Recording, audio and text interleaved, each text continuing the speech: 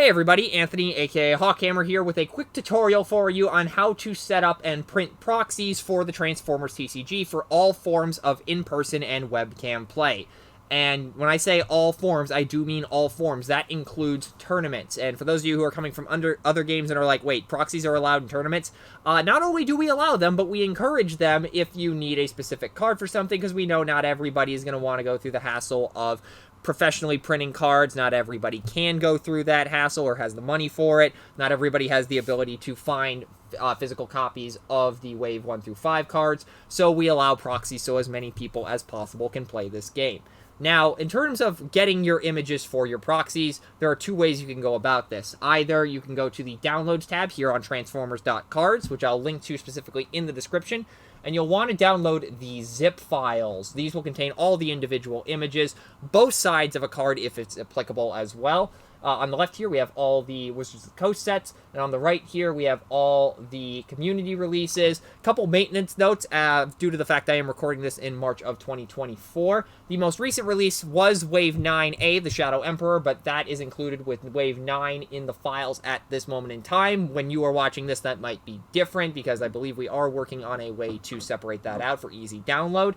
And Wave 7 and 7A, this was how Wave 7 was handled previously, but these two are in the process of being merged into one set to reduce confusion, so that's what's going on there. But anyways, you'll want to download the zip file, you'll extract it, you'll get the images you want, and you're set to go there. You'll have them on your computer. Alternatively, if you don't want to go digging through zip files, you can just go to the individual card database and pick out whatever cards you need. So let's say I need, I don't know, Databank or something. So you click on the card page, it'll take a moment to load. You'll then want to click on the card art up here. The card image will pop up, and you can either save it on your computer or just copy the image, which I will go ahead and do now. Ta-da, you are ready to go and transfer, I can speak, it over to your document. So let's go ahead and go over to one and set it up. So here we are on a proxy sheet I've had set up for years now, and a couple of notes before we get started. One, I am doing this in Google Docs. You can do this in Word as well, and I will tell you what the process is for setting this up over there.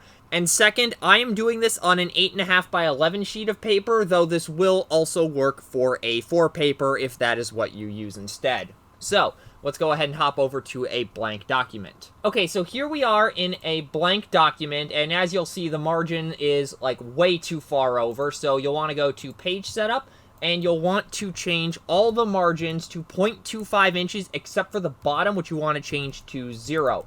This will shift everything around so you can fit 9 copies of whatever battle cards you want on there, and 4 character sides. Now, if you are not using inches, the conversion is 0.25 inches is 0.635 centimeters, so you can do that.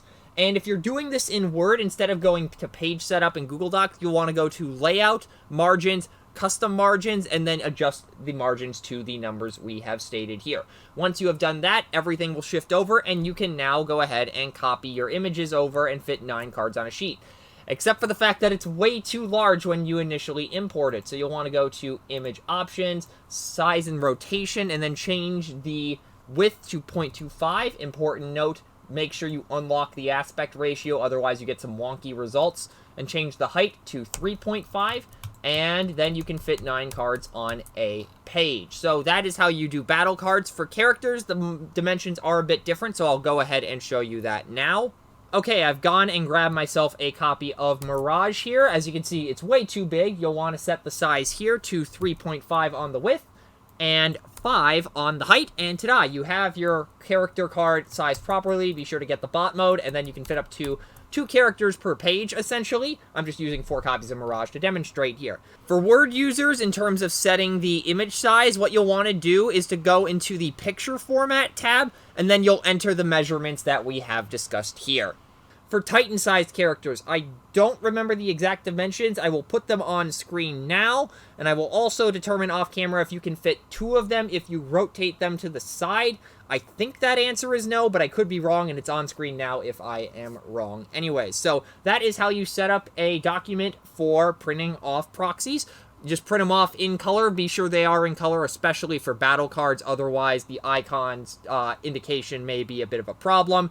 If you have no choice but to print in black and white, for battle cards, just take a very brightly colored, like, highlighter or Sharpie or something and color in the icons the correct color. We don't necessarily recommend doing that just because sometimes it can be a bit tricky to tell, so printing off in color is your best option. But we get that may not necessarily be available to everybody, so if worst comes to worst, pull out the highlighters and color those in. So that is how you print off proxies. Hopefully this helps you get decks set up, and yeah, hopefully we will see you on the battlefield.